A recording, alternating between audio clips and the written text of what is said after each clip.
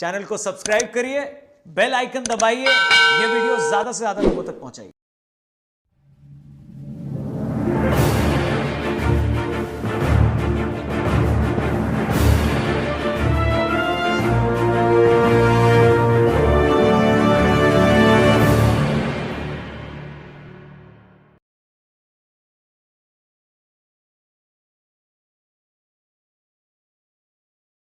कैवलं चिदैनामवेनां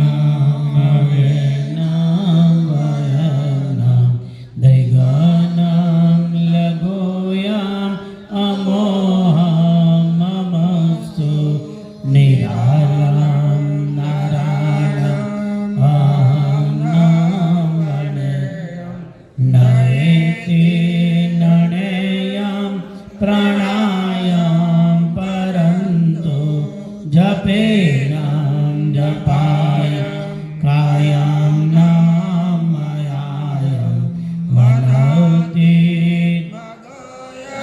स्वयं तं समस्तु जान मदातौदयेन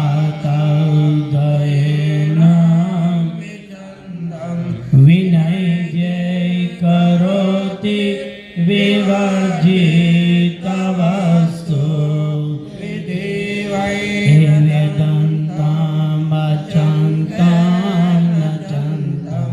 सुनाते सनातन जनातम अनंतो अगाधम बोधम लहे जन कुबेरम तेमं नमामि नमस्तो श्रीमद् करुणासागर भगवान की।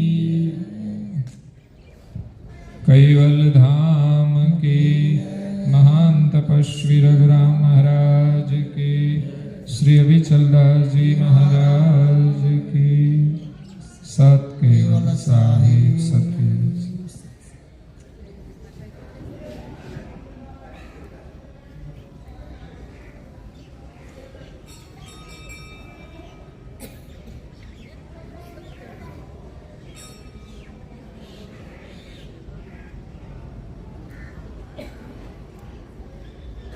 केवलं सो सत केवल साहिब सत केवल साहिब सत।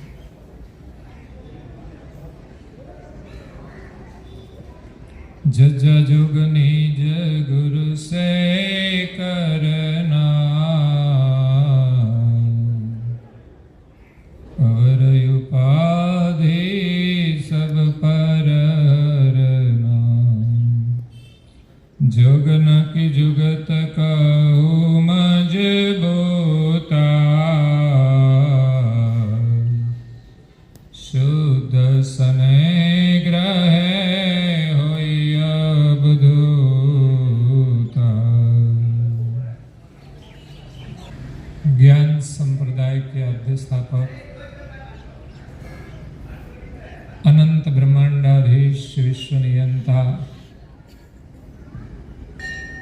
सकर्ता सतकेवल के परम विशेषांश अनंत अंशों के तारणहार महान समर्थ परम श्रेष्ठ परम विभूतिवान परम दयालु परम कृपा निधि सर्वज्ञ दिव्य परम गुरु के उत्तराधिकारी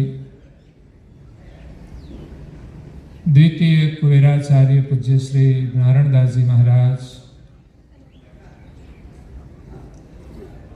विश्व भर के मनुष्य तनुधारी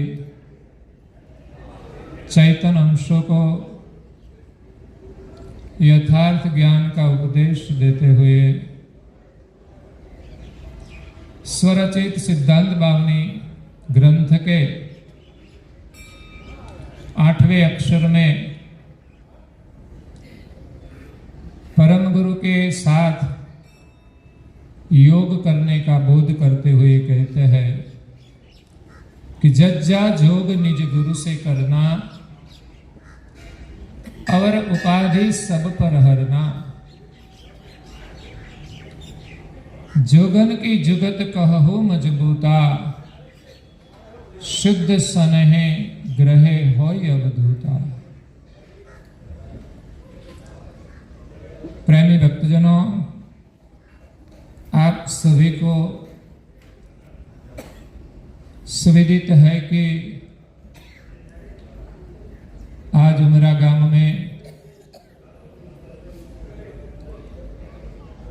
परम गुरु श्रीमती करुणा सागर मंदिर में आज से 125 वर्ष पूर्व महान तपस्वी रघुराम महाराज श्री ने परम गुरु श्रीमती करुणा सागर का श्री विग्रह स्वरूप का स्थापन किया था।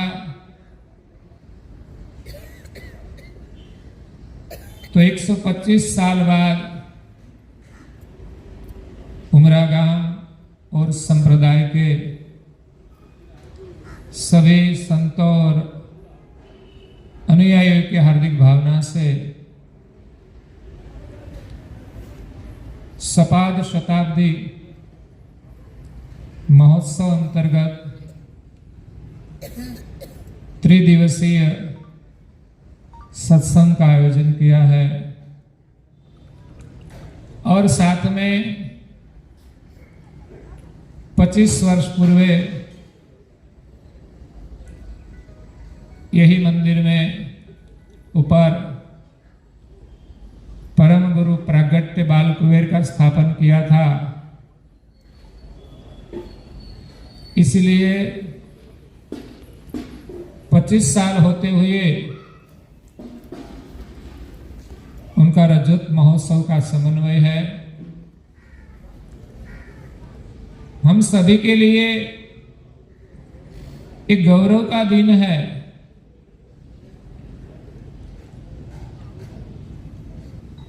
कि आज हम सब उमरा गांव में परम गुरु करुणा सागर मंदिर में परम गुरु के 125वां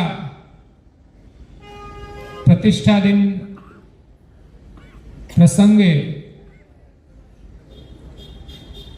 श्री परम गुरु का दिव्य स्वरूप का दर्शन का सौभाग्य प्राप्त कर रहे हैं।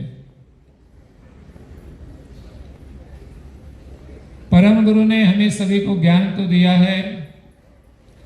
पूज्य श्री नारायण दास जी महाराज श्री ने भी सिद्धांत बावनी ग्रंथ की रचना करके परम गुरु का 18 ग्रंथों का सार एक ही ग्रंथ में समा दिया है। इसीलिए ये ग्रंथ सागर जैसा ज्ञान एक ही ग्रंथ में गागर में समा दिया है। तो तपस्वी रघुराम महाराज श्री तपेश्वरी थे, फिर भी हमारे लिए यहां मंदिर की स्थापना करके उनकी चेतना हमेशा के लिए यहां छोड़ गए हैं। और कई संत महापुरुष हुए हैं, उनका परम गुरु जी ने भी वर्णन किया है। रघुराम महाराज श्री ने 5 मुद्राओं सिद्ध की।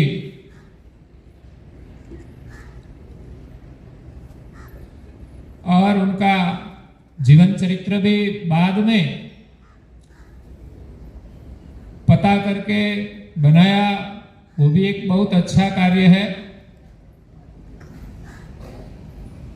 लेकिन रघुराम महाराज श्री ने यहां मंदिर की स्थापना करके बहुत बड़ा अद्भुत कार्य किया है। उनकी समाधि तो यहां है ही, हमारे यहाँ मंदिर की भी महिमा है और समाधि स्थानों की भी महिमा है। समाधि एक चेतना है। समाधि उनकी होती है जिसने जीते ही समाधि प्राप्त कर ली हो।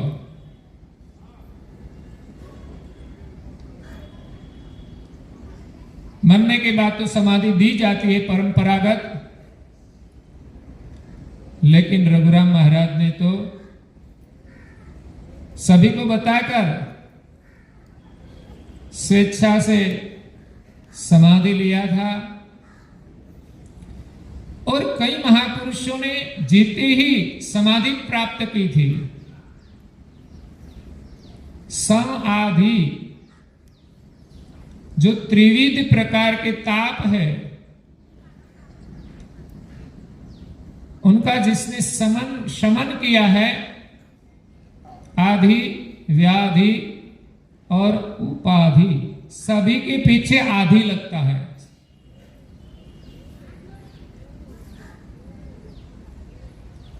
तीन ताप है, तीन उपपरिताप, तो सब दुख है। तो आधि, व्याधि और उपाधि से जो जीते जी मुक्त हो गए, उनको समाधि मिलती है।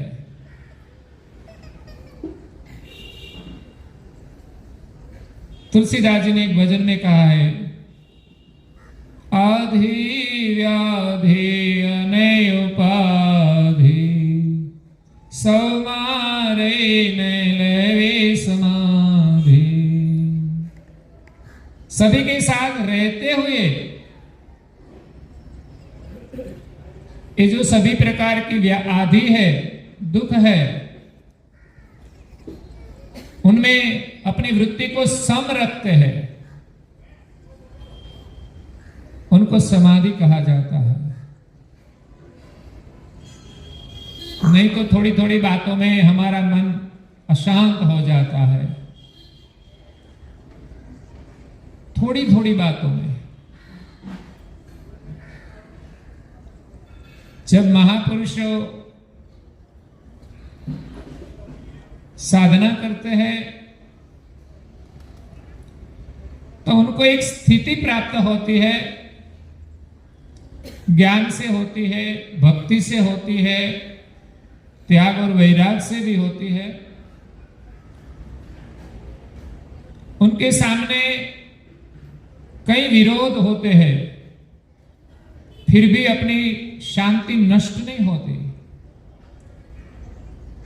यही एक समाधि है। और जिनको अपना पता हो जाए कि हम कौन है, स्वरूप का अनुभव हो जाए, आत्मा का अनुभव हो जाए, तो उसको पता होता है कि हमें कब शरीर छोड़ना है। से स्व इच्छा से शरीर छोड़कर जाते हैं तो वो समाधि लेते हैं। तो यहां परम गुरु जी का जो स्थापन है, उनका स्वरूप विराजमान है, उनका दर्शन हमारे लिए आशीर्वाद है। हमारी भक्ति की शुरुआत ये मंदिर के माध्यम से होती है। यहां परम गुरु विराजमान है, उनकी प्राण प्रतिष्ठा हुई है। तो परम गुरु यहां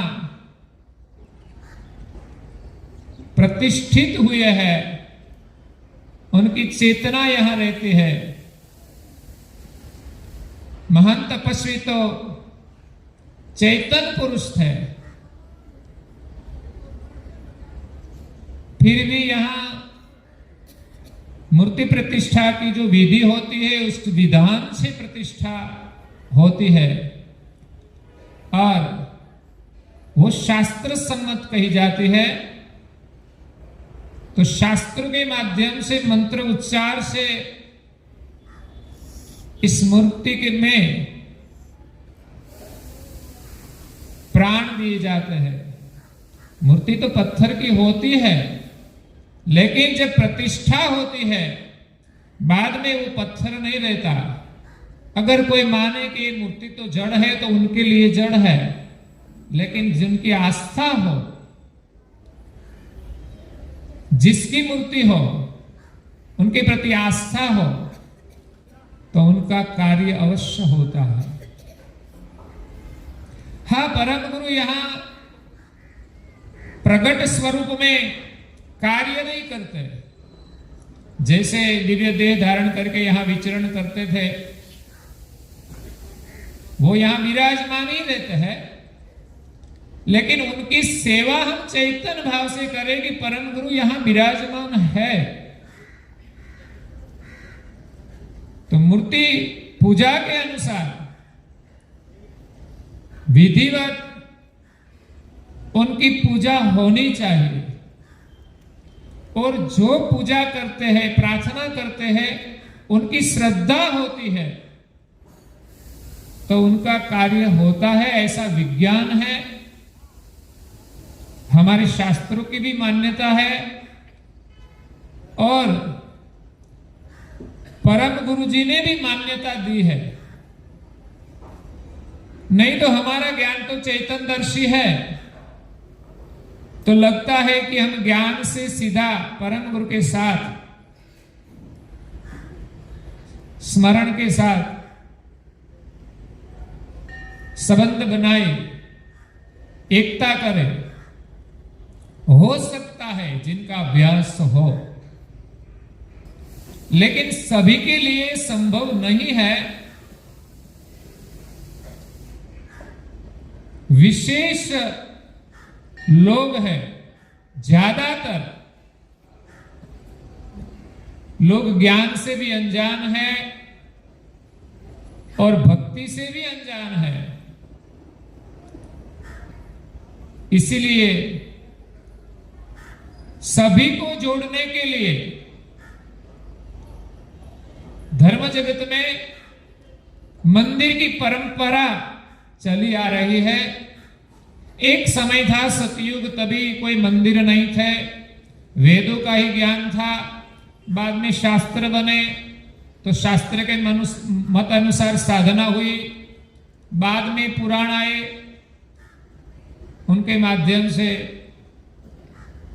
भिन्न भिन्न जगह पर महापुरुषों ने मंदिरों की स्थापना की। कई जगह पे स्वयंभू प्रागट्य होकर भी मंदिरों की स्थापना की है। मंदिर जड़ होते तो इतने लोग मंदिर में नहीं जाते, और भारत में असंख्य मंदिर है। इसमें कई कई प्रधान मंदिर होते हैं, जैसे हमारा ज्ञान संप्रदाय का गुरुगादी का जो मंदिर है वो प्रधान माना जाता है, और दूसरा मंदिरों में कहे तो सुरकुआ स्थान पे पूज्य श्री नारायणदास जी महाराज श्री ने परम गुरु की स्थापना की है। यहाँ उमरा में तपस्वी रघुराम महाराज ने परम गुरु की स्थापना की है। तो एक विशेष मंदिर है। तो मंदिर में भी एक ऊर्जा है, हमारा श्रद्धा का केंद्र है।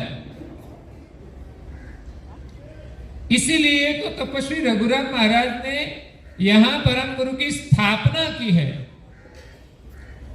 नहीं तो वो तो तपस्वी थे, मुद्रासिद्ध थे, लोगों को योग का ज्ञान देते। योग करते हुए भी उसने कोई योग का ज्ञान की रचना नहीं की। उसको पता है कि योग का ज्ञान तो शास्त्रों में भी है, क्योंकि तपस्वी रघुराम महाराज ने भी और संप्रदाय के संतों के पास से ही योग विद्या सीखी थी। योग का मार्ग प्रशस्त किया था। परम गुरु करुणा सागर बाप जी तो उनको एक मुद्रा सिद्ध करने के बाद मिले, ऐसा इतिहास में है। तो कई संतों इस दुनिया में योग करने वाले हैं, योग के जानकार भी है, लेकिन हमारा ज्ञान मार्ग है, भक्ति मार्ग है। इसलिए परम गुरु की भक्ति हम पूजा, प्रार्थना, उपासना से कर सकते हैं। ऐसे ही तो प्रारंभ में हमारी भक्ति की शुरुआत दर्शन पूजन से ही होती है। हमारे बच्चों को संस्कार देना है तो हम कैसे देंगे? क्या पंचम वेद का ज्ञान सीधा दे देंगे? नहीं। तो हमारे घर में भी स्थापना होनी चाहिए, होती है। तो ऐसे ही माने तो फोटो तो कोई चेतन नहीं दिखाई देता, लेकिन फोटो में भी चेतना है। जिनका स्वरूप अंकित किया है उस स्वरूप की एक चेतना होती है। इस महापुरुष इस पृथ्वी पर प्रकट हुए थे,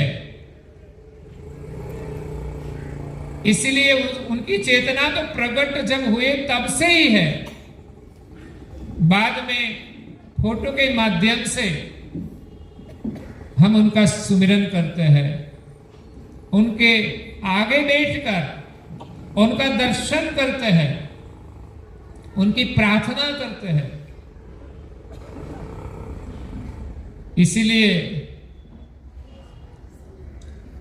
आज हम 125वां प्रतिष्ठा दिन मना रहे हैं। इसलिए मंदिर की महिमा है।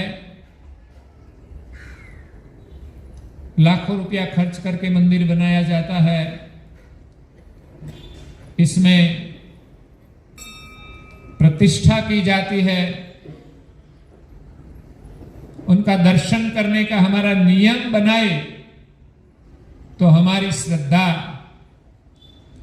परम गुरु के प्रति दृढ़ बनती है।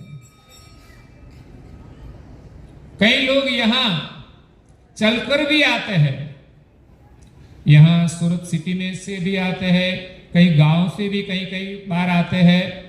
और मैंने भी एक बार अनुभव किया। क्यों किया कि तपस्वी रघुराम महाराज ने परम गुरु की प्रतिष्ठा की है। उनका दर्शन करने के लिए मेरी आस्था थी। तो ऐसे जो लोग मानते हैं कि भाई ऐसे करने से क्या फायदा, लेकिन जो करते हैं उनकी श्रद्धा, उनका सुमिरन, निष्ठा बढ़ती है। पहले तो मैं भी देखता था, कई लोग जाते हैं कि चलकर, तो चलने से क्या फायदा, लेकिन चलने का काम आसान नहीं है, ऐसा अनुभव हुआ। इसमें भी कुछ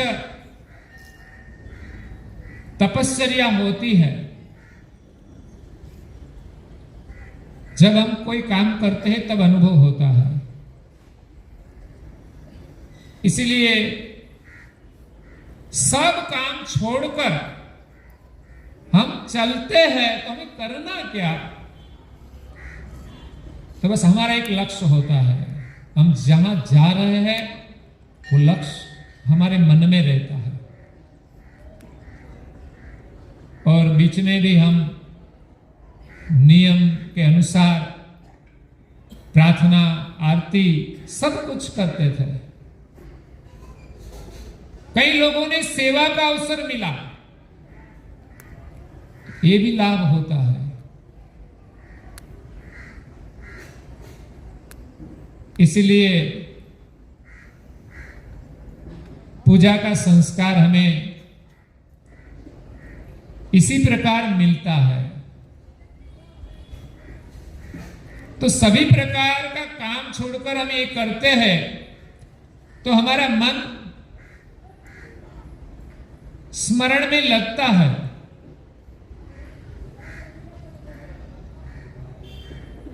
जज्जा जोग निज गुरु से करना, अवर उपाधि सब पर हरना। हमारे मन में और उपाधि होती है, तब तक हम कहीं भी रहे तो परम गुरु में मन नहीं लगता।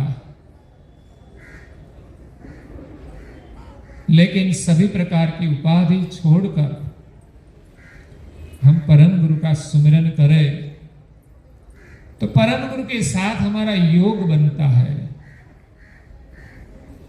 योग करने के लिए भिन्न भिन्न आयाम है।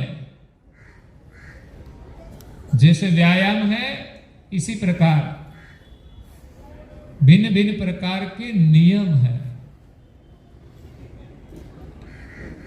परम गुरु के साथ एकता करने के लिए क्या करना चाहिए?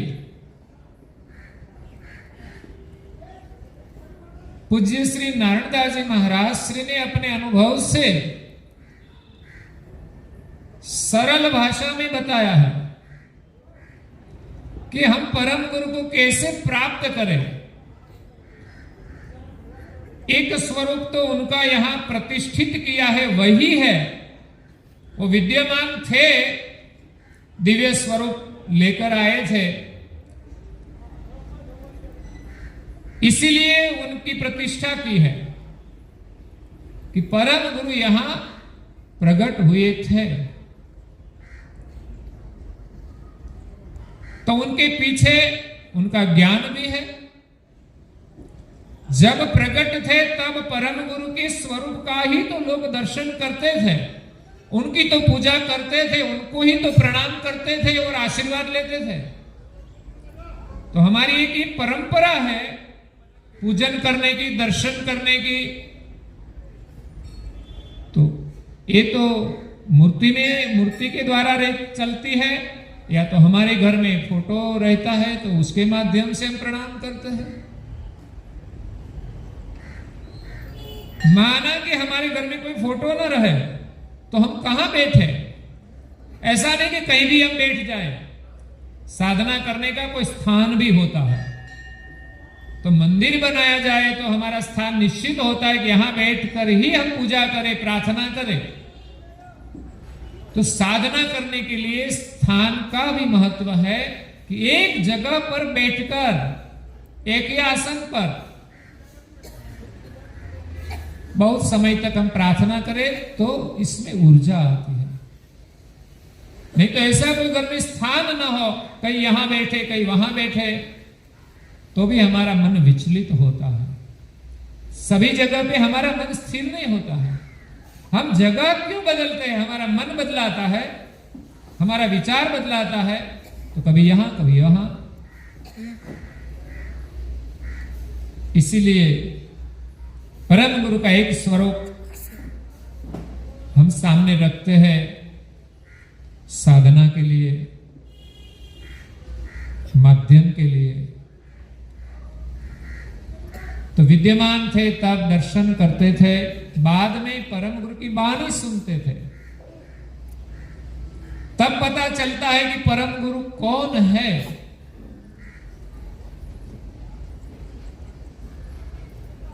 परम गुरु का जो भिन्न भिन्न स्वरूप है वो ज्ञान से हमें पता चलता है। तब हमारी एकता यही स्वरूप का दर्शन करते हुए दूसरे स्वरूप में लगती है। तो ये स्वरूप प्राथमिक है। इसमें भी हमारी श्रद्धा ऐसी हो कि परम गुरु विद्यमान है, इसी प्रकार हम पूजा करें, प्रार्थना करें, उनको प्रसाद भी धराए। कई लोगों का मानना होता है कि भगवान तो खाते नहीं, उसको क्यों धराना, जो खाते हैं उनको भोग लगाओ।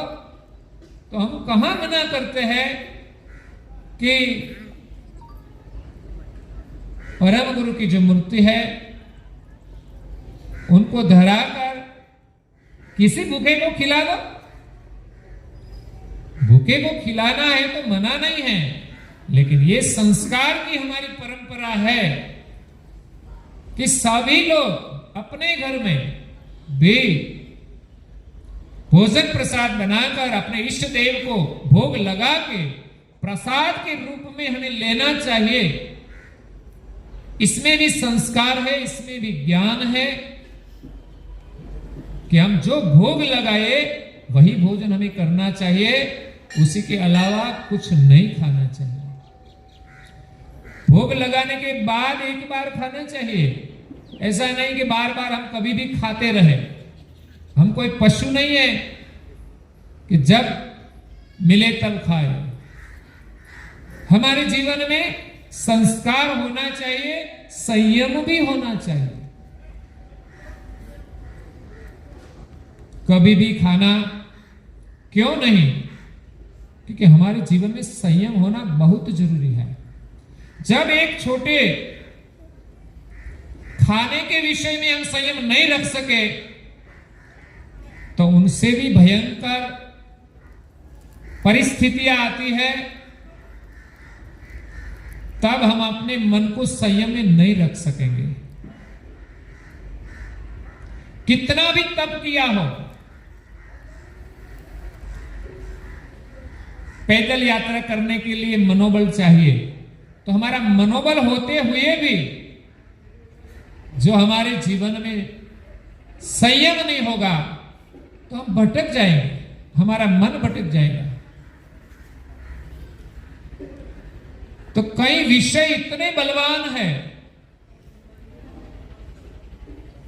इसमें खाने का संयम में रस का विषय तो प्रधान है, उसी के अलावा और 4 विषय शब्द, स्पर्श, रूप और गंध, उनका भी आकर्षण होता है। तो इसमें संयम की आवश्यकता है।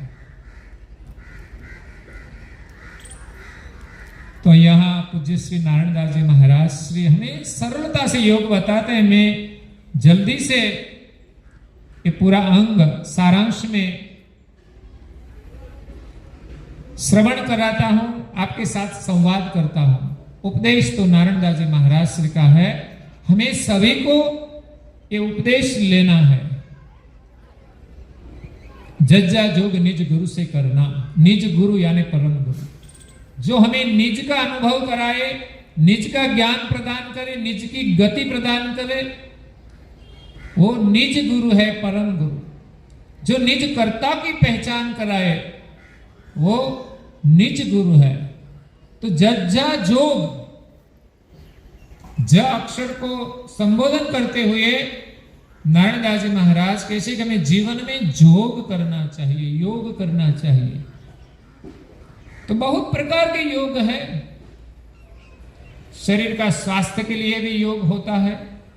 तपस्वी रघुराम महाराज ने भी कई आसन किए हैं। ऐसे तो कहा जाता है 84 आसन किए थे, इसमें से कुछ फोटो हमारे पास है। तो हमारे जीवन में योग का महत्व है कि हमारा शरीर स्वस्थ रहे। साधना के लिए बहुत जरूरी है, सेवा के लिए बहुत जरूरी है। तो योग का महत्व है कि हमारी परम गुरु के साथ कैसे एकता हो। जो वियोग हुआ है उनके साथ योग करना मतलब संबंध जोड़ना। एक योग होता है शरीर का, जब शरीर को स्वास्थ्य का वियोग होता है तब रोग होता है। तो हमें योग करने से स्वास्थ्य प्राप्त होता है, जिसमें आसन भी आते हैं कुछ और प्राणायाम भी आते हैं। तो आसन करने से हमारा शरीर स्वस्थ रहता है, तो उसको भी योग कहा जाता है, स्वास्थ्य का योग। दूसरा होता है मन का योग। मन में जब शांति का वियोग होता है तब अशांति होती है, चिंताएं होती है, उपाधियां होती है। तो बाहर से कितना भी सुख हो लेकिन मन में शांति नहीं होती तो उनको बाहर की कोई चीज सुख नहीं दे सकती। इसलिए मन का दुख बड़ा होता है। इसमें प्रधान दुख चिंता का होता है। सामान्य चिंता से, शरीर की चिंता तो स्वाभाविक है, लेकिन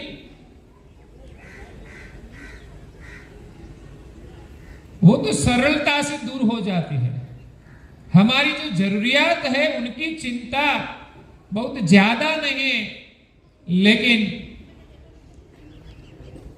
हमने उसी के अलावा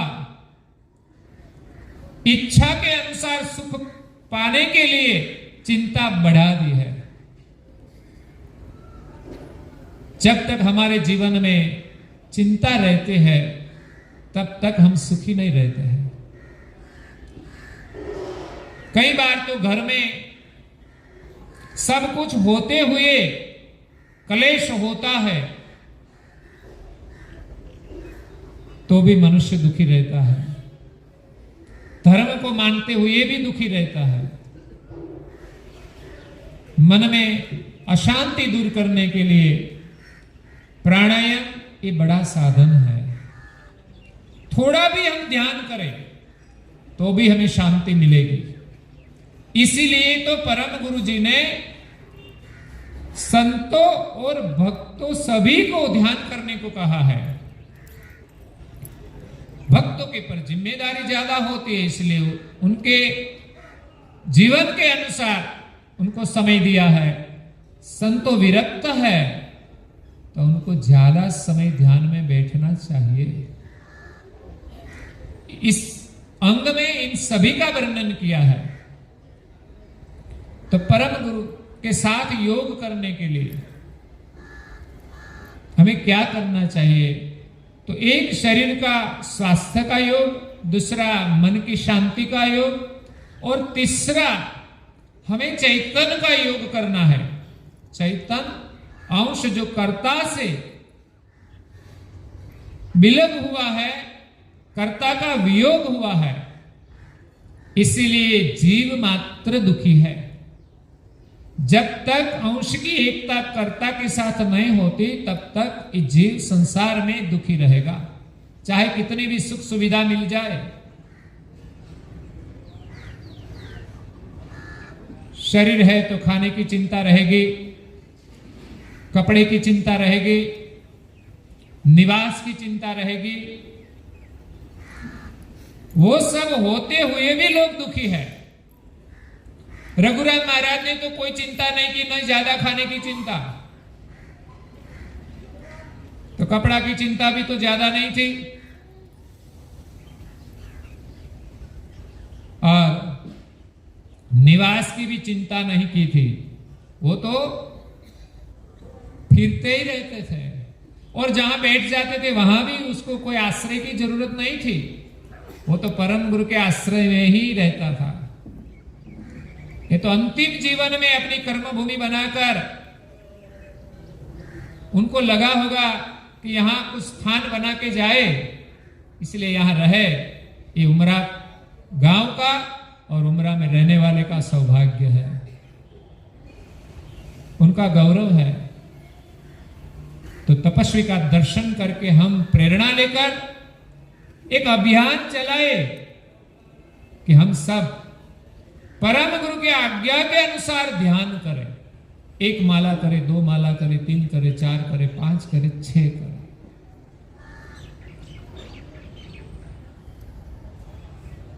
तो परम गुरु के साथ योग करने के लिए नानदास जी महाराज से कहते हैं कि जोगन की जुगत कहू मजबूता, शुद्ध सनेह ग्रहे होय अवधूता।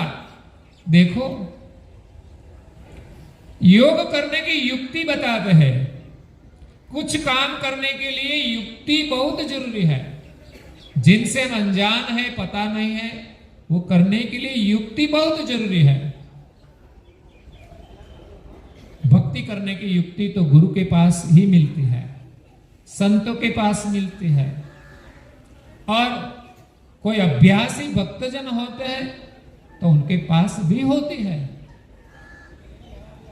भक्ति पद मुक्ति नी जुगती जानी नहीं, लंपट नरतणी बुद्धि टूकी। मतलब भक्ति करने के लिए, मुक्ति पाने के लिए भक्ति करनी चाहिए और भक्ति करने के लिए युक्ति चाहिए, और युक्ति पाने के लिए कोई अनुभवी संतने या सदगुरु की आवश्यकता होती है। उसको ढूंढना भी पड़ता है, और ढूंढने के बाद हमें युक्ति बताते हैं, लेकिन बताने से काम नहीं हो जाता। इसी प्रकार हमें अभ्यास करना पड़ता है। एक बार हम नियम लें तो निष्ठा से उनका पालन करना पड़ता है। उसमें धीरज भी रखनी पड़ती है। ऐसा नहीं कि एक दो दिन में हमारा मन स्थिर हो जाए, ध्यान लग जाए। रघुराम महाराज की कई जन्मों की तपस्या होगी, संस्कार होंगे, तभी तो एक छोटे गांव में जन्म लिया, खड़गोदरा में, और क्षत्रिय परिवार में, जहां शिक्षण भी नहीं था, लेकिन पूर्व जन्म का संस्कार लेकर आए थे। तो अंतर से यही भावना प्रकट हुई, और जिज्ञासा के कारण संत समागम में रहे, सत्संग प्राप्त किया और साधना की शुरुआत की। तो हमें भी तो ये करना पड़ेगा, ऐसे ही तो मोक्ष मिलने वाला नहीं है। तो करुणा सागर बाप जी ने हमें युक्ति बताई है। यहां पूज्य श्री नारायण दास जी महाराज कहते हैं कि अगर आप सब यही युक्ति शुद्ध स्नेह से श्रवण करेंगे, शुद्ध स्नेह ग्रहे हो अवधूता, शुद्ध स्नेह से आप ग्रहण करेंगे, श्रवण करके जीवन में उतारेंगे तो अवधूत दशा प्राप्त होगी। कोई अवधूत पुरुष संन्यास लेकर बनते हैं और एक अवधूत दशा होती है। तपस्वी रघुराम महाराज एक अवधूत पुरुष थे। करुणा सागर बाप जी कई जगह पे अवधूत रूप में प्रकट हुए थे, और अवधूत एक दशा होती है जो पूज्य श्री अचरत बा ने प्राप्त की थी। प्रथम अन्न जल तज त्रिमास तप कीन, जपे निज जाप को लिए परम गुरु छीन। तो अमर मंत्र नो जप करो ત્યારે અન્નજળનો ત્યાગ કરીને, આપણે તો એવું નથી કરવાનું। હા, સવારમાં જપ કરતા પહેલા નહીં લેવાનું એવું મહત્વ હોય છે। तो हमें तो भोजन नियम के अनुसार करके नियम के अनुसार ध्यान करना है। तो यहां अवधूत दशा पाने के लिए बहुत सरल योग बताया है, उसको युक्ति कही जाती है। ज्ञान मीन का मच्छ को संग करे जन कोई, कहे कुबेरा तो मिले पैर पीवन की तो। ज्ञान मीन यहां सदगुरु जो कोई शरणे जाए, कहे कुबेर कल देत है जीव परम पद पाए। यहां भी यही वर्णन किया है कि युक्ति पाने के लिए ज्ञान जिनके पास है, अनुभव जिनके पास है, उनके पास हमें युक्ति मिलती है। जैसे एक मछली का दृष्टांत दिया, जिस मछली को पानी पीने की अनुभूति है, अनुभव है, उनके पास दूसरी मछली जाती है और पानी पीने की युक्ति प्राप्त करके वो पानी पी सकती है। नहीं तो पानी में रहते हुए भी जब तक युक्ति न मिले तब तक ये पानी नहीं पी सकती और ऐसे ही मर जाती। तो हमें भी परम गुरु के साथ एकता करनी है और परम आनंद का अनुभव करना है। तो ये आनंद की युक्ति पानी है। ऐसे तो ये ब्रह्म रस ठसरस भरा है, फिर भी हम वो आनंद नहीं पाते और संसार में दुखी रहते हैं। क्योंकि परम गुरु का सर्वज्ञ स्वरूप, व्यापक स्वरूप, सोहम स्वरूप तो सर्वत्र है, फिर भी बिना युक्ति से हम वो आनंद नहीं ले पाते हैं। तो इस स्वरूप के साथ हमारी सुरता जोड़ने के लिए पूज्य श्री नारायण दास जी महाराज यहां युक्ति बताते हैं। इसमें तपस्वी रघुराम महाराज जी ने जो यहां स्थापना की है, यहां से हमारी यात्रा शुरू होती है। इनमें सभी बात आएगी, परम गुरु की कही हुई सभी बात आएगी। कहते हैं चरण को योग प्रकम्मा फिरना, हस्त प्रेत सेवाया चरना, नैन निरखे गुरु बदन मिलो के, श्रवण सुने शुभ वचन अलौकी। इस ग्रंथ का जो अनुवाद किया है पूज्य श्री सरजुदास जी महाराज श्री ने, जिनके सानिध्य में मैं 2-3 महीना रहा था, तब मेरी शुरुआत थी। मैं कहीं भी जाता था, सत्संग शिविरों में, सत्संग में, तो प्रारंभ में तो घर में, मंदिर में, पूजा प्रार्थना में ही श्रद्धा होती है, बाद में सत्संग में श्रद्धा होती है। तो ये ग्रंथों का भी अध्ययन होता है। तब ये पूरा ग्रंथ का अनुवाद किया, तब तक मैं वहां डुम्बाल पाटिया मंदिर में रहा था। तो यहां पूज्य श्री नारायण दास जी महाराज श्री कहते हैं कि जो हमें शरीर मिला है, इसके माध्यम से हमें परम गुरु के साथ योग करना है। तो चरण को योग प्रकम्मा फिरना, चरण का योग कैसे करना है? तो प्रकम्मा करके। तो प्रकम्मा हम कहां करेंगे? तो कि मंदिर में यही परंपरा चलती है कि हम दर्शन के लिए जाए तो प्रकम्मा करें। दूसरी प्रकम्मा हमारी उपासना में समाहित है। तो जब हम पाठ करते हैं तो भी उपासना होती है। और तीसरी उपासना, हमारे सामने परम गुरु विराजमान है, तो हम भाव से भी मानसिक परिक्रमा कर सकते हैं। और जब हमारी सुरता उपराम होती है, तब ऊर्ध्व दृष्टि से परम गुरु का जो सोहंग स्वरूप है, उनके साथ भी हमारी सुरता की परिक्रमा होती है। तो ये एक चैनल होती है कि जब हम दर्शन के लिए मंदिर में जाए, तो जब हम परिक्रमा करते हैं, तो परिक्रमा करते समय हमारी सुरता परम गुरु के समीप में रहती है और स्मृति रहती है कि हम परम गुरु की परिक्रमा कर रहे हैं। हमारे सौभाग्य की बात है।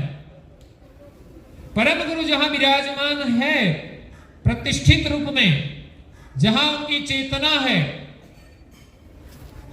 उनके अगल बगल में उनकी चेतना रहती है। मंदिर के गर्भगृह और पूरे मंदिर में परम गुरु की चेतना है। जब हम द्वार में प्रवेश करते हैं तो हमें चेतना स्पर्शती है। जो हमारी श्रद्धा होती है तो उनका स्पंदन होता है। जिनकी दृष्टि सूक्ष्म होती है, उनको इस स्पंदन का पता चलता है। उनकी चेतना हमारे शरीर के माध्यम से भीतर में आती है। तब हमारा शरीर रोम रोम भी पवित्र होता है। जब हम बाथरूम में जाते हैं, स्नान करते हैं, तो हमारा शरीर शुद्ध होता है। इसी प्रकार हम मंदिर में जाते हैं तो इस वक्त हमारा अपवित्र शरीर है ही, बाहर के वातावरण में क्रियाकर्म से अपवित्र होता ही है।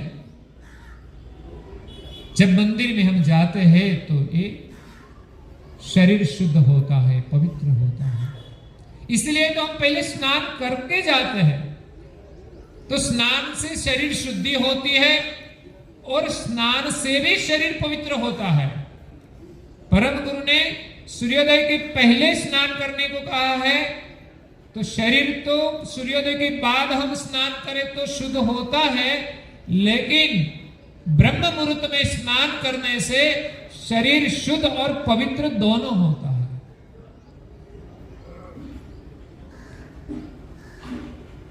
तो जिनकी श्रद्धा होती है और श्रद्धा से दर्शन के लिए जाता है, उनको यही लाभ अवश्य होता है। तो ये परिक्रमा का महत्व है।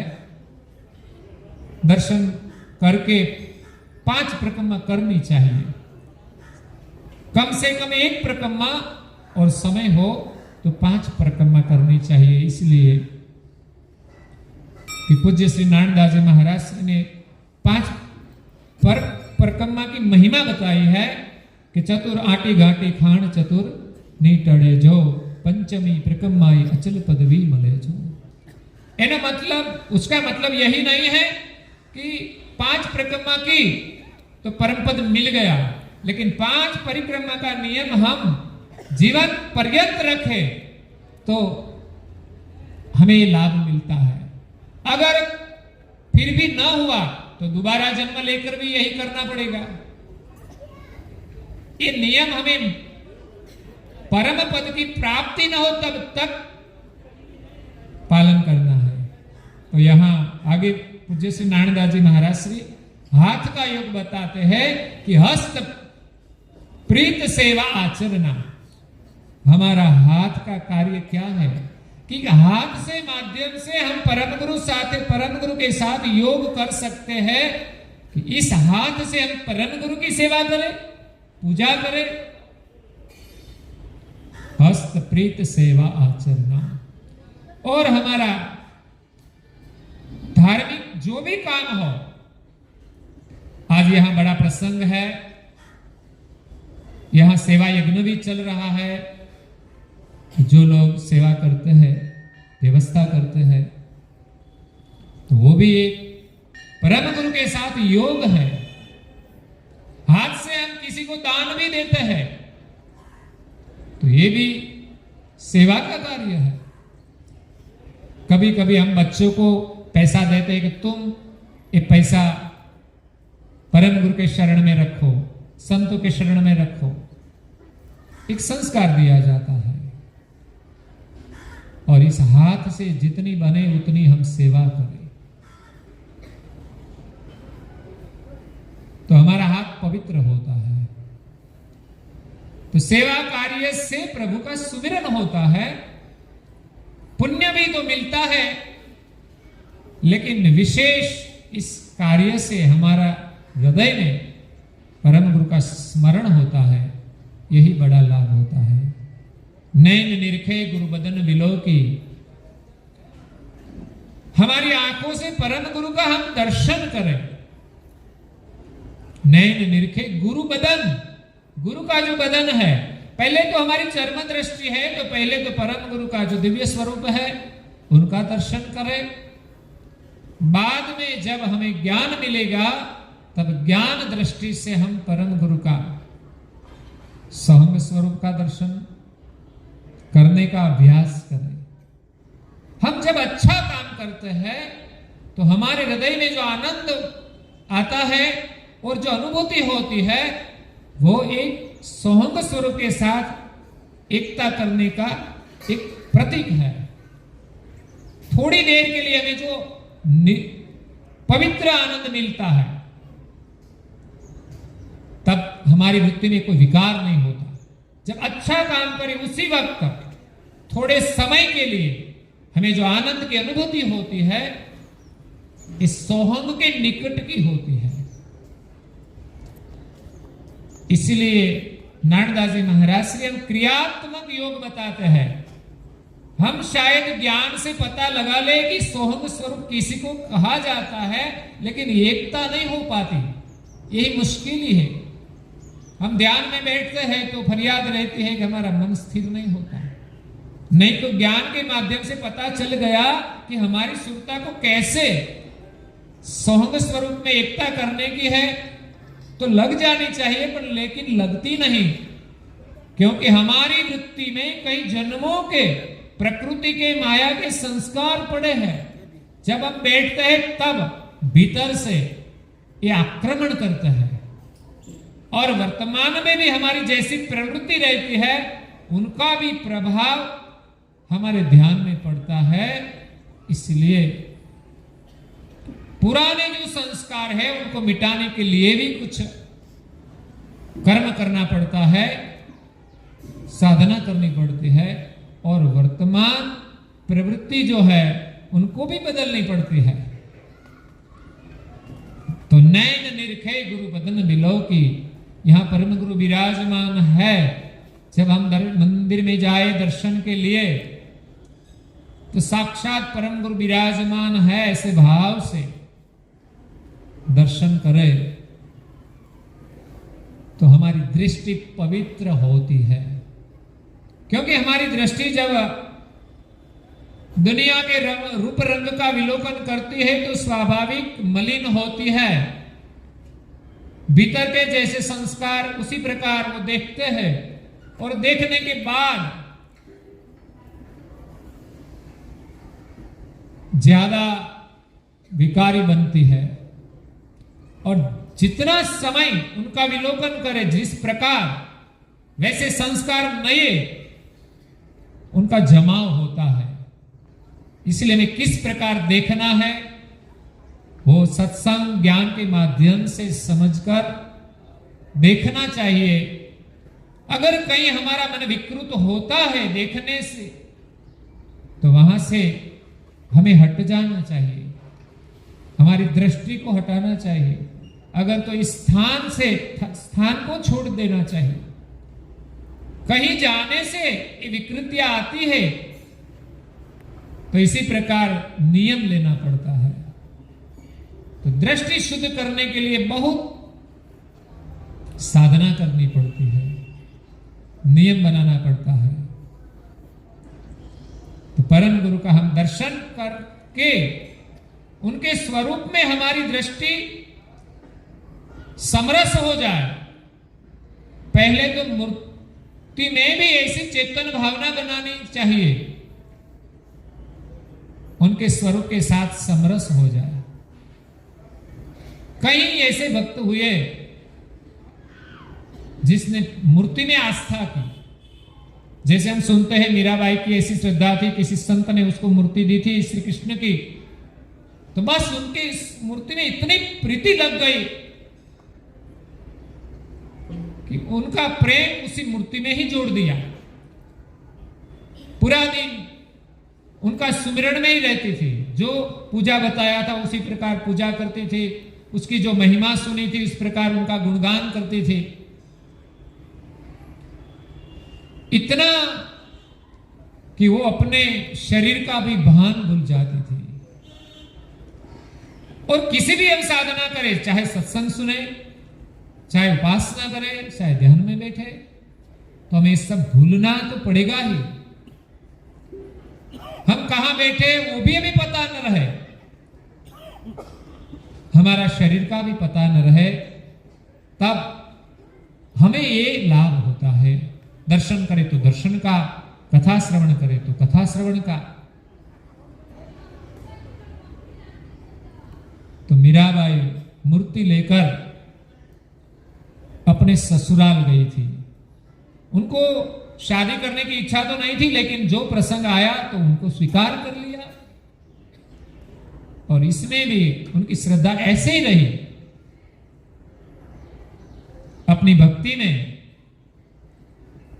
कि मेरे तो गिरधर गोपाल दूसरों न कोई। इसी प्रकार नारायणदास जी महाराज ने कहा, मैं तो परम गुरुपति साथी प्रीतलड़ी जोड़ी ले। પતિ હતા મનાદિક નાખા તે મોડી. મનના માનેલા પતિ તો ઘણા છે, ઘણાને अपने कहीं को हमें स्वामित्व दिया है, उनकी हम गुलामी करते हैं, उनके लिए हम जीते हैं, लेकिन हमारे लिए तो परम गुरु ही हमारे स्वामी है. ऐसी प्रीति पूज्य श्री नारायणदास जी महाराज श्री की हो गई और हमें भी इसी प्रकार करनी चाहिए. तो नैन निरखे गुरु बदन विलोकी, श्रवण सुने शुभ वचन अलोकी. हमने भगवान ने कान दिया है तो हम पवित्र वचन सुने, अलौकिक वचन सुने और हमारे व्यवहार में जितना जरूरी हो वही वचन सुने. इसी के अलावा बिन जरूरी बातें हमारे कान के माध्यम से हमारे अंदर आती है, जो हमें समाधि में विक्षेप करती है, भक्ति में भी विक्षेप करती है. ऐसा नहीं कि हम परिवार छोड़ के चले जाए, वो तो साधना के लिए हमारा जीवन का कोई लक्ष्य होता है, उसी वक्त हम निर्णय करके जाए तो ठीक है, लेकिन संसार में जो जुड़ गए वो तो संसार में रहकर किस प्रकार हम भक्ति करें वो समझना चाहिए.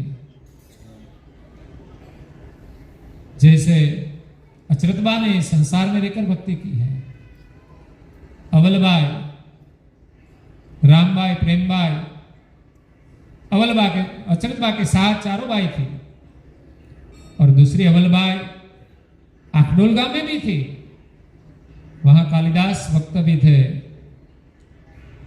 तो संसार में रहकर भक्ति करते थे. कहलसंग और जतनबाई, उनका भी जीवन चरित्र अद्भुत है. कैसा प्रेम होना चाहिए वो इसी महापुरुषों के जीवन से हमें पता चलता है कि उनका प्रेम कैसा था. संसार में रहते हुए उसने कैसी भक्ति की. तो यहां श्रवण सुने शुभ वचन अलौकिक, कान से हम अलौकिक वचन सुने, नियम से सत्संग सुने. जब हम अलौकिक वचन सुनते हैं ना,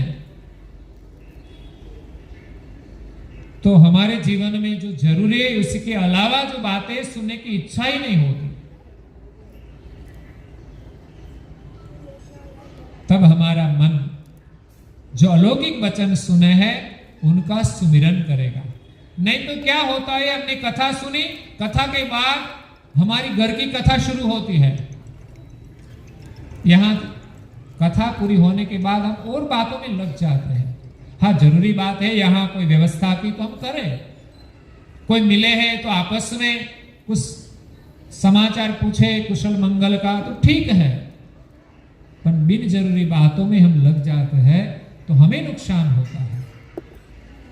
इसलिए हमें क्या करना वो हमें तय करना होगा. हमें इस श्रवण से लाभ होता है कि नहीं वो निर्णय करना चाहिए. एक बात मैंने सुनी है, सोक्रेटिस के पास कोई एक व्यक्ति आया और उनको कहने लगा कि आपके शिष्य के बारे में मुझे कुछ कहना है. सोक्रेटिस ने सोचा कि मेरे शिष्य के बारे में आपको क्या कहना है, लेकिन पहली शर्त बता दी. सुनने से पहले कहा कि जो आप मुझे कहने वाले हैं वो बात अच्छी है. तो सुनने वाले ने कहा बात तो अच्छी नहीं है. अच्छी नहीं इसीलिए तो लोग कहते हैं ना, अभी हम जब कई बातें करते हैं तो अच्छी नहीं होती, फिर भी हम बातें करते रहते हैं, फला ऐसा है, फला वैसा है.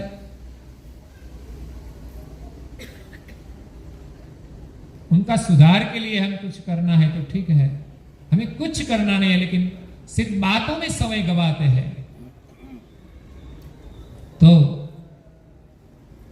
कहा कि बात अच्छी है तो अच्छी नहीं है, तो अच्छी नहीं होती वो बात नहीं सुननी चाहिए. दूसरा ठीक है अच्छी नहीं है, लेकिन सच्ची है, सच्ची साची बात है। तो कि सच्ची है कि नहीं पता नहीं मुझे, तो मैंने तो सुनी है। तो कभी ऐसी बातों में भी हम सच मान लेते हैं, सुनते ही रहते हैं दुनिया में। तो हमारा भजन में विक्षेप होता है। ये सभी बात जो हम सुनते हैं जरूरी नहीं है, तो हम भजन में बैठे तो वो बात आएगी ही। तो अच्छी नहीं है, सच्ची नहीं है तो ठीक है, उपयोगी है तो उपयोगी भी नहीं है, तो फिर क्या सुने। तो ऐसी कई बात हम सुनते ही रहते हैं। इसीलिए तो परम गुरु का गुणगान सुनने की जो जिज्ञासा होती है वो भी कम हो जाती है। बातों में बहुत रस पड़ता है। वातो वातो मां बधु खोयो, आ मोंगो जीवन वातो मां खोयो।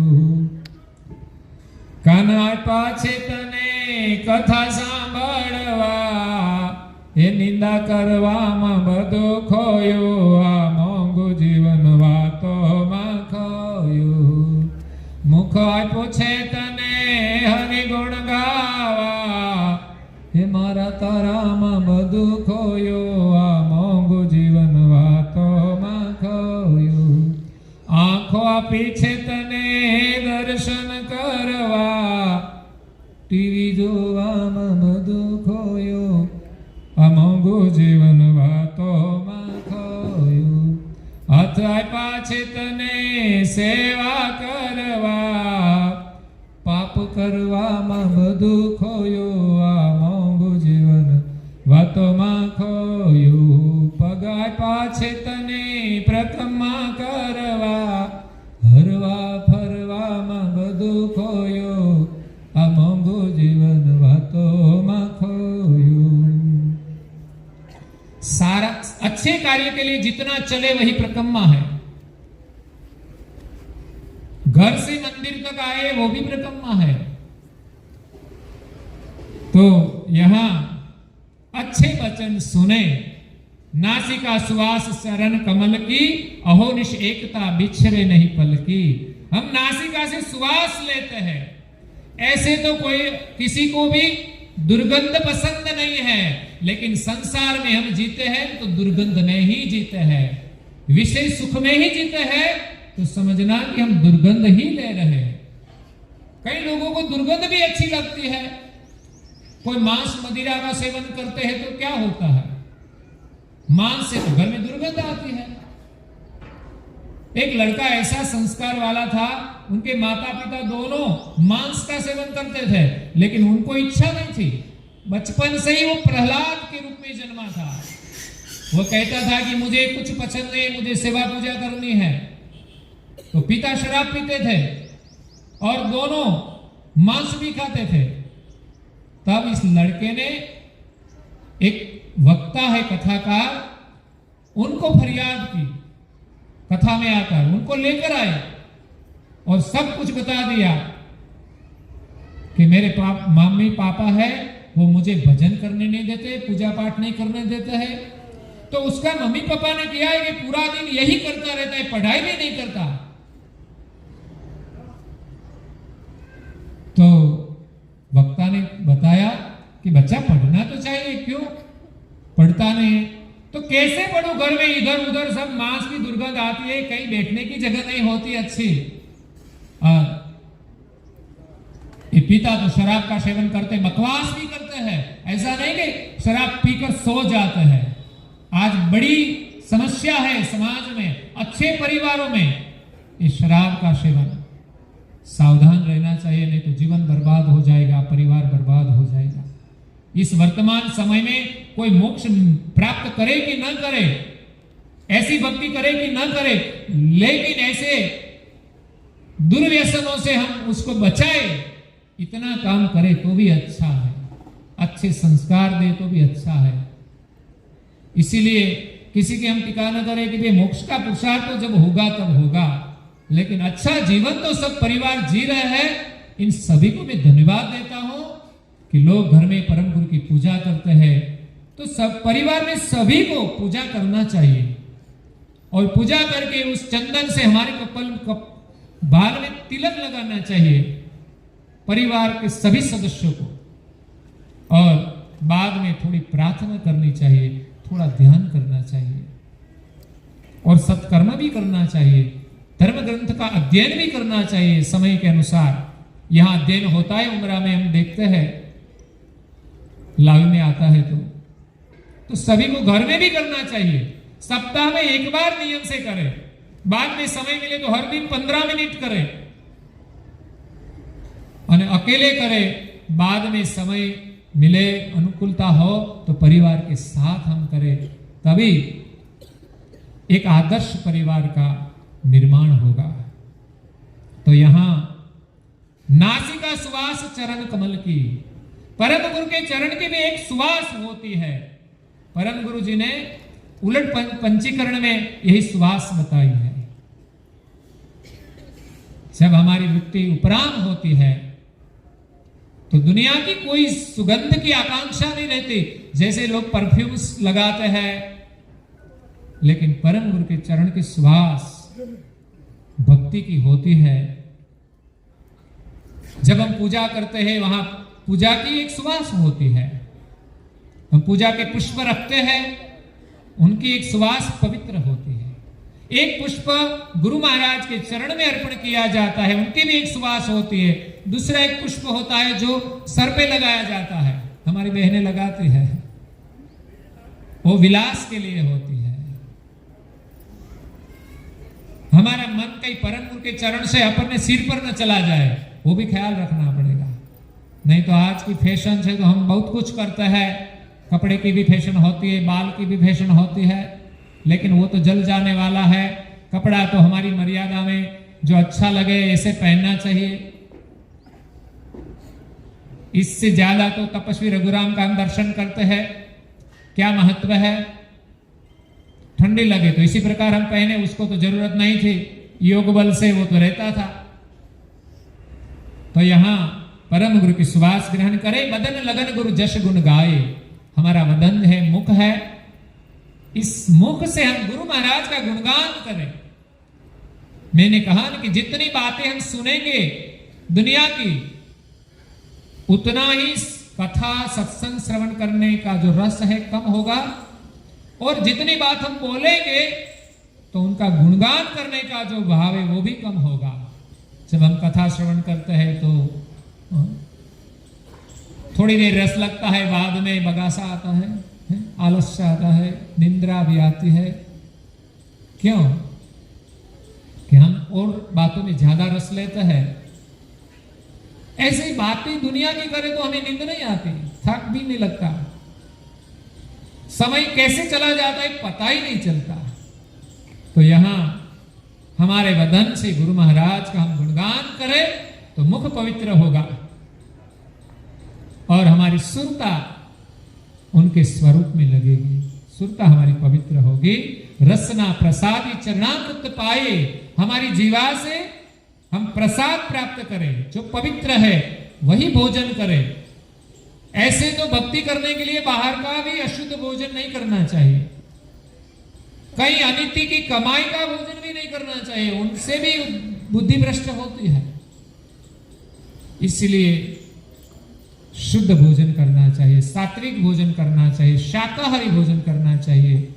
इसलिए हमारा भाइयों को मैं निवेदन करता हूं कि हमारे संप्रदाय में कई लोग व्यसन का सेवन करते हैं, तो हमारा संप्रदाय तो ज्ञान संप्रदाय है, तो इसमें ऐसी जागृति होनी चाहिए कि कोई व्यसन का सेवन न करे। कई संप्रदाय में ज्यादा ज्ञान नहीं है, फिर भी ऐसे संस्कार होते हैं कि इस घर में कोई व्यसन का सेवन नहीं करते। तो हमारे मुख से कोई अभक्ष्य आहार नहीं करना चाहिए, खाने की चीज नहीं है मसाला, नॉनवेज, अंडे। हमारे लिए तो शाकाहार ही सर्वोत्तम है। इसमें भी शुद्धि होनी चाहिए, बनाने में भी शुद्धि रखनी चाहिए, और गुरु महाराज को प्रसाद धराकर हमें भोजन लेना चाहिए और चरणामृत लेना चाहिए। जो हम परम गुरु जी की पूजा करें, चरण प्रक्षालन करें, इसलिए हमारे यहाँ मंदिर में भी चरणामृत होता है और हमारे घर में भी प्रतिमा रख के हम पूजा करते हैं, उसका भी चरणामृत बनता है। तो उनका सेवन हमें करना चाहिए। वो एक औषधि का काम करता है। जो श्रद्धा होती है तो पवित्र होता है। गुदस्त स्थिति गुरु ध्यान समय धीरा, उपस्थ अशक्त वश करे समहीरा। यहां पूज्य श्री नारदास जी महाराज ने सभी इंद्रियों का योग बताया है कि हमारी इंद्रियों हम जोड़ देंगे तो उसके पीछे मन भी जुड़ जाएगा। हम तो ऐसे ही ध्यान में बैठे तो मन नहीं लगता, लेकिन इंद्रियों का योग करने के बाद हम ध्यान करें तो ध्यान में मन स्थिर होगा। तो बुधा का ध्यान है, योग है स्थिरता पूर्वक बैठना, चाहे सत्संग में हो, चाहे उपासना में हो, चाहे ध्यान में हो। कहीं अच्छी जगह पे हम बैठे तो स्थिरता से बैठे। कई लोग कहीं भी बैठे स्थिर नहीं बैठ सकते। ध्यान में बैठे तब तो स्थिर बैठना चाहिए। तो यही एक बुधा का योग होता है। और उपस्थ इंद्र का योग है कि विशेष सुख की जो आसक्ति है वो हम सम करें, इस इंद्रियों को हम वश में रखें, मतलब कि ब्रह्मचर्य का पालन करें। संसार में रहते हुए भी ब्रह्मचर्य का पालन होता है। गृहस्थाश्रम में भी ब्रह्मचर्य का पालन होता है। जो नहीं होता तो गृहस्थ में नहीं होते तो भी ब्रह्मचर्य का पालन नहीं करते हैं। वो हमारे शरीर और मन वाणी तीनों से ब्रह्मचर्य का पालन करना पड़ता है। तो गृहस्थ जीवन में भी संयम होता है, शरीर संबंध का। ऐसे पवित्र ऋषि मुनि थे, संतान प्राप्ति के अलावा शरीर का संबंध नहीं रखते, तो एक पवित्र संबंध होता है, वो ब्रह्मचर्य है कहा जाता है। मैंने कथा तो सुनी है लेकिन समय ज्यादा नहीं है, इसलिए कोई दृष्टांत नहीं दे सकता। सारांश में सबको समझ में तो आता है कि ब्रह्मचर्य क्या होता है। ऐसे तो लोग कहते हैं कि ब्रह्म का अभिलान करना ही ब्रह्मचर्य है, ऐसा नहीं कोई साधु बन जाए तो वो ब्रह्मचारी है। तो बात तो सही है कि हम ब्रह्म के साथ एकता करके पवित्र हो, तब इस विषय सुख की चाहना ही नहीं रहती, इसलिए उनको ब्रह्मचारी कहा जाता है। त्वचा परस्पर लिंग दंडवत से, हमारी चमड़ी का योग है, त्वचा का योग, दंडवत प्रणाम करके हम परम गुरु के साथ मिलन करें। इस चमड़ी से कोई विकारी शरीर का स्पर्श न करें। परम गुरु के साथ हम जैसे भेंट होती है एक दूसरे की, कोई मित्र मिलते हैं, पिता पुत्र मिलते हैं, पुत्र माता भी मिलते हैं, वो अच्छा है। लेकिन विकारी भाव से जो हम मिलते हैं उनसे हमारा ब्रह्मचर्य खंडित होता है। तो त्वचा का योग परम गुरु के साथ हो, परस्पर लिंग दंडवत से, दंडवत प्रणाम से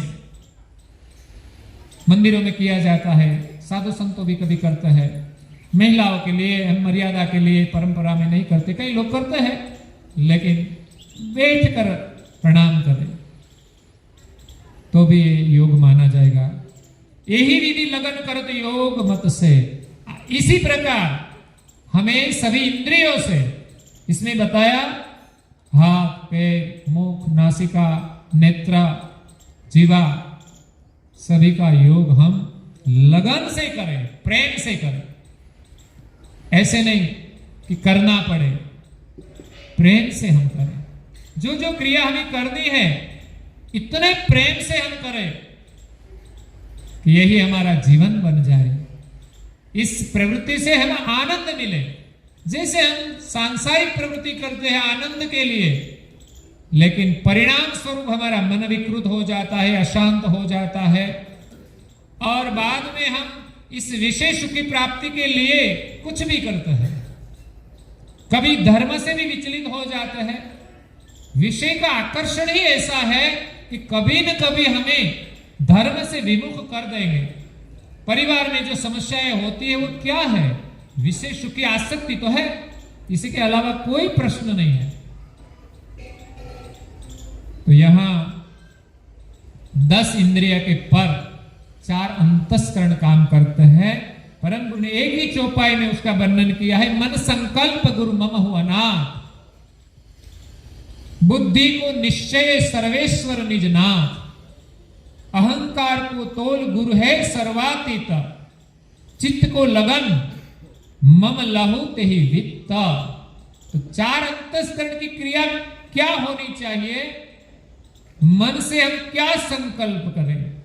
तो परम गुरु जी पूज्य श्री नारायण दास जी महाराज ने बताया कि मन से हम यही संकल्प करें कि परम गुरु के आगे हम प्रार्थना करें कि मन संकल्प गुरु मम हो अनाथ।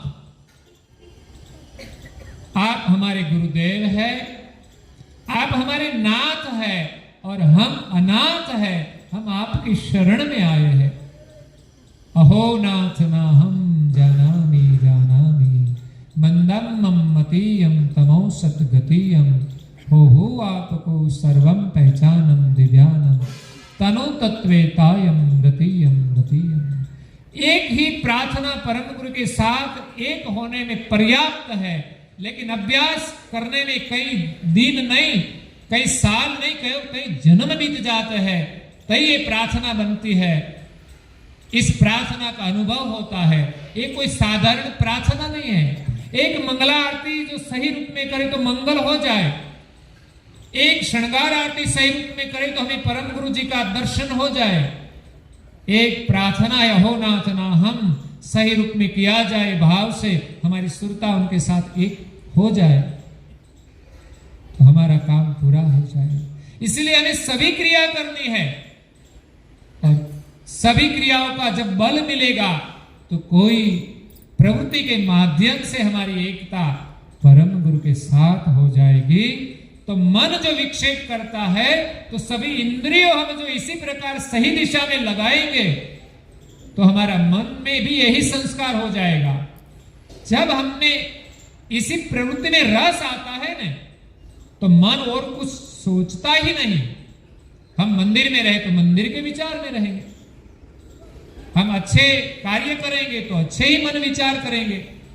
एक छोटा सा लड़का भी ऐसा विचार करता है कि हमें ये कुछ पसंद नहीं है, तो हम अच्छी प्रवृत्ति में जुड़ेंगे तो हमारा मन में भी ऐसा ही संस्कार आएगा। इसलिए हमारे विचार के महत्व की भूमिका है। तो हम अच्छी प्रवृत्ति से अच्छे विचार प्राप्त करें। तो प्रवृत्ति का भी महत्व है, उनके लिए हम नियम ले।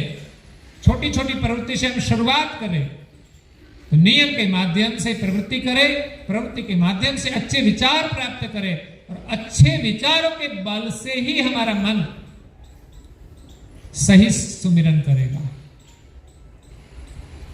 ध्यान में भी स्थिर होगा। तो मन संकल्प गुरु मम हो अनाथ, बुद्धि को निश्चय सर्वेश्वर निजनाथ। हमारी बुद्धि से हमें निश्चय करना है कि परम गुरु ही हमारे स्वामी है, वो ही सर्वेश्वर है। बाद में हमारा मन कहीं नहीं जाएगा। मन और बुद्धि का जोड़ान करना है। हमारा मन संकल्प विकल्प तो करता ही है, लेकिन बुद्धि भी साथ में होती है। बुद्धि गलत निर्णय करती है तब ही मन वहां जाता है, नहीं तो नहीं जा सकता। हमारी बुद्धि निर्णय करे कि वहां नहीं जाना है, अच्छा नहीं है, तो नहीं करेंगे।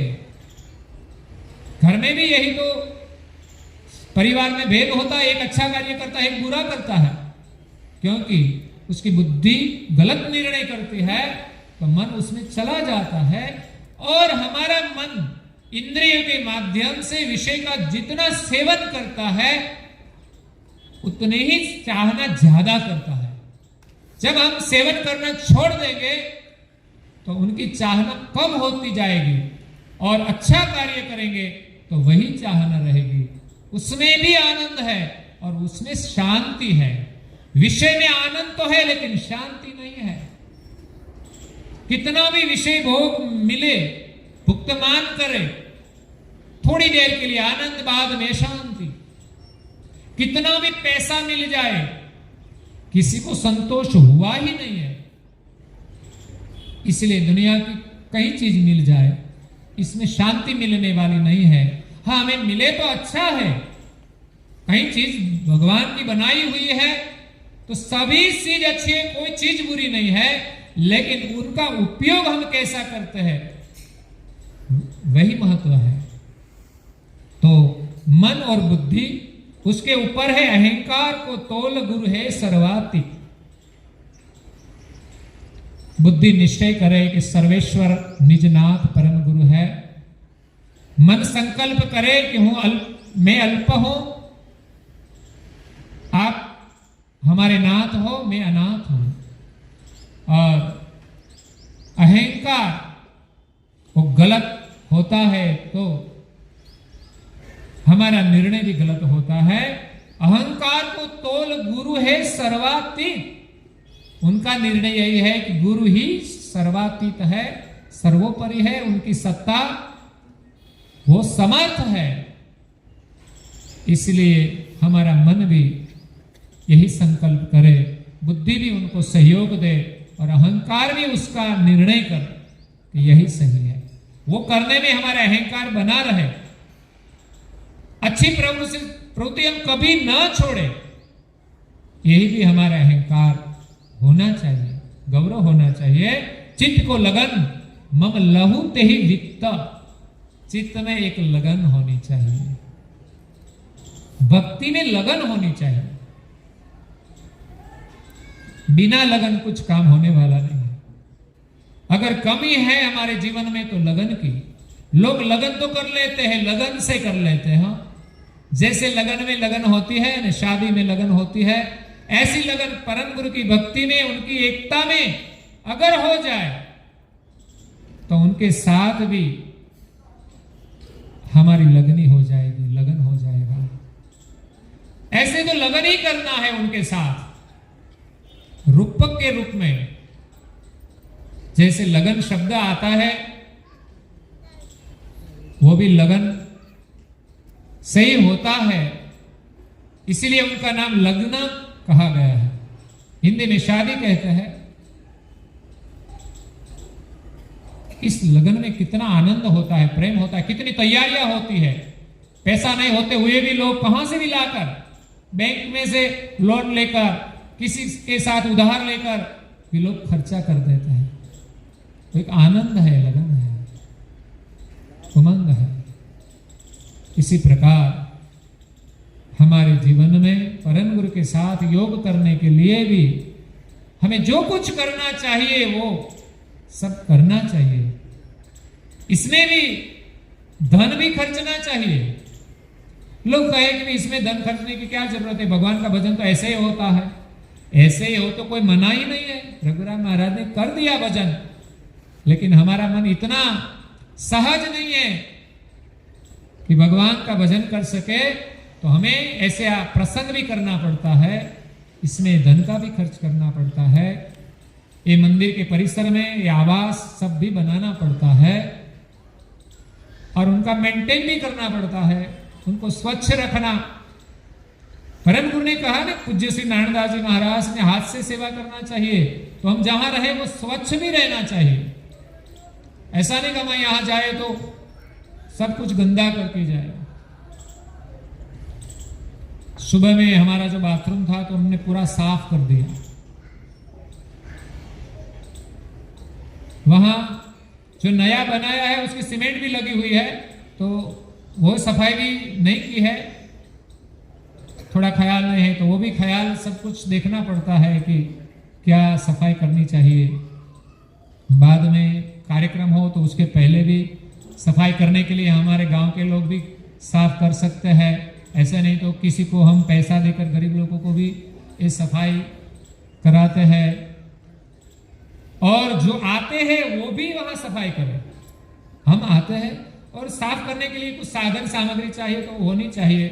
हर रूम पर ऐसे पैर लूछने के लिए भी कुछ चीजें होनी चाहिए, अंदर भी जो कुछ ब्रश चाहिए, कुछ चीजें वो भी रखनी चाहिए, जैसे जिससे कारण जो आने वाले लोग हैं वो भी साफ कर सके।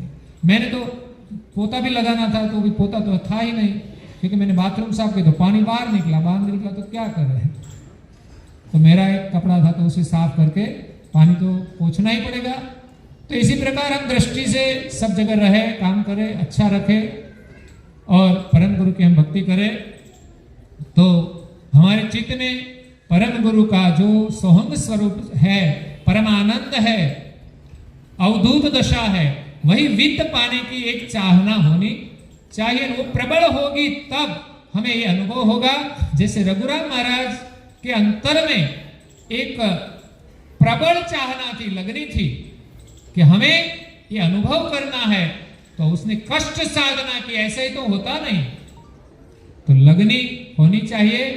कैसी होनी चाहिए कि विवेकानंद जो नरेंद्र थे वो रामकृष्ण के पास गए, उसने कहा कि मुझे ईश्वर की प्राप्ति करनी है तो क्या करना चाहिए। तो रामकृष्ण उसको एक तालाब में लेके गए, वहां स्नान कराने के लिए, और स्नान करने के लिए कहा कि आप डुबकी लगाए। तो डुबकी तो लगा दी, लेकिन ऊपर से रामकृष्ण ने उसका माथा पकड़ के थोड़ी देर रखा तो बेचैन हो गए। बाद में छोड़ दिया तो बाहर निकले। ओ, आपने ये क्या किया? मैं तो बेचैन हो गया था। ठीक है, दूसरी एक डुबकी लगाओ, ईश्वर को पाना है आपको।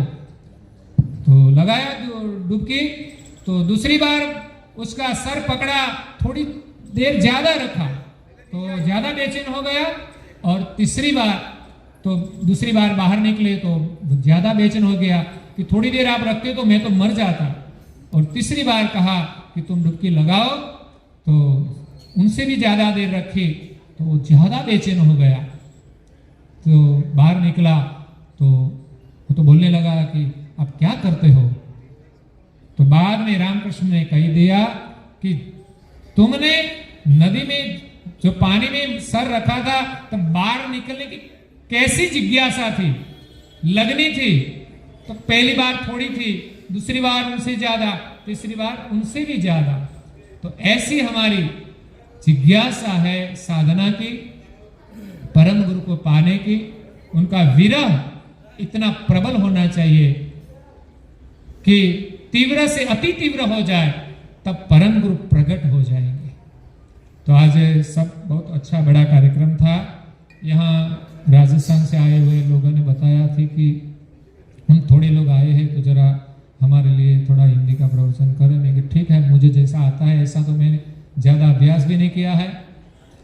ये जो सब सुनता हूँ मैं सीरियल मीडिया में, तो इसके माध्यम से थोड़ा अभ्यास कर लेता हूँ कि कौन कौन सा शब्द का उपयोग करना चाहिए, किस प्रकार बोलना चाहिए। ऐसे तो बोलना का ज़्यादा अभ्यास तो है ही नहीं। गुजरात में तो हम गुजराती बोलते हैं, लेकिन उनकी जिज्ञासा थी तो मैंने तो ठीक है। पहले कार्यक्रम में भी जनकदास जी ने कर दिया था। मेरी थोड़ी इच्छा तो थी, लेकिन मैंने तो पता नहीं कि गुजराती में कर दिया। लेकिन आज आप लोग तो सब समझते हैं, हिंदी सब सुनते हैं, इसलिए नहीं तो गुजराती में तो बहुत सुनना मिलेगा। तो आज समय अब बाकी है, आगे संतों का ज़्यादा हो गया है, थोड़ा समय ले लिया है, लेकिन सब्जेक्ट लेते हैं तो ऐसा ही हो जाता है। तो मैं यहाँ आज के कार्यक्रम की बात तो सब कह दी है कि बड़ा कार्यक्रम है, सौभाग्य का दिन है। तपस्वी रघुराम महाराज की कृपा है तो हमें दर्शन का लाभ मिलता है, और उनकी समाधि का दर्शन भी मिलता है। तो जब जब इच्छा हो तब यहाँ दर्शन के लिए आए और आशीर्वाद प्राप्त करके जाए। इसी के साथ मेरी वाणी को यहाँ विराम देता हूँ। अस्तु सत्य है।